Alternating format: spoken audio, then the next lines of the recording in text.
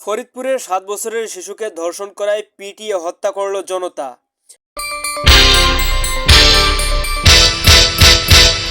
ফরিদপুরে তাহিয়া নামের ৭ বছরের এক শিশুর লাশ উদ্ধার করেছে পুলিশ। স্থানীয় সূত্রে জানা গেছে, গত মঙ্গলবার বিকেল ৪টার দিকে তাহিয়া খেলতে গিয়ে নিখোঁজ হয়। অনেক খোঁজাখুঁজি করেও তাকে না পেয়ে তাহিয়ার বাবা কোতোয়ালি থানায় সাধারণ ডায়েরি করেন। আজ বুধবার বিকেলে পুলিশ ওই থানায় তল্লাশি চালায়। এরপর প্রতিবেশী শাহিন ওরফে হায়দার মোল্লাকে আটক করে পরে তার ঘরের ভেতর থেকে বিদ্যুতের তারে পেঁচানো অবস্থায় তাহিয়ার লাশ উদ্ধার করা হয়। খবরটি ছড়িয়ে পড়লে স্থানীয়রা শাহিনুরের বাড়ি ঘিরে ফেলে এবং শাহিনুরকে তাদের হাতে ছেড়ে দিতে পুলিশকে চাপ দেয়। কোতোয়ালি থানার অফিসার্স ইনচার্জ মোহাম্মদ আসাদুজ্জামান এবং অম্বিকাপুর ইউনিয়নের নুরুল ইসলাম উত্তেজিত জনতাকে শান্ত করার চেষ্টা করেন, কিন্তু উত্তেজিত জনতা কারো কথা শোনেননি।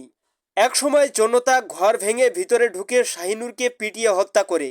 পরিস্থিতি নিয়ন্ত্রণে আনতে অতিরিক্ত পুলিশ ও আইন শৃঙ্খলা বাহিনী ঘটনাস্থলে আসে, তবে উত্তেজিত জনতাকে থামাতে ব্যর্থ হয়।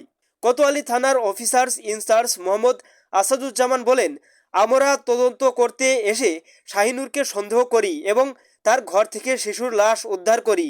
উত্তেজিত জনতা ঘরের পেছন দিক থেকে ঢুকে তাকে পিটিয়ে হত্যা করে। তিনি আরও বলেন, আমরা উত্তেজিত জনতাকে আটকানোর চেষ্টা করেছি, কিন্তু তারা পুলিশের কথা শোনেননি।